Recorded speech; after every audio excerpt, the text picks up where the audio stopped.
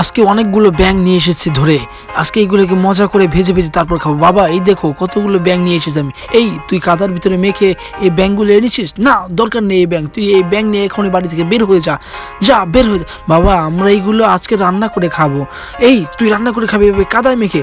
বাবা তুমি যাও, আমি ওকে দেখছি, এগুলো সব আমি ওকে সামাল দিচ্ছি, আমরা দুজনে এগুলো ভেজে খাবো, যাও তোমার দরকার নেই। এগুলো ধোও ভালোভাবে পরিষ্কার করে ধুয়ে এরপরে আমরা এটাকে খুব সুন্দরভাবে একটা ফ্রাই বানাবো, যেটা খেতে অত্যন্ত সুস্বাদু হবে। এগুলোকে কেটে কেটে নিব, আগে কেটে নেওয়ার পরে এগুলোকে আমরা আলাদা আলাদা পাগুলো ছাড়িয়ে ফেলবো। চলো এবার দুজনে একসাথে মিলে রান্না করা যাক। চলো এই নাও, এখন আমি এগুলো কুচি কুচি করে কাটবে মশলাগুলো কেটে এরপরে আমি এগুলোকে নিয়ে যাব রান্নাঘরে। তো চলো এরপরে আমি মাংসের সাথে এগুলো মিশিয়ে নেব।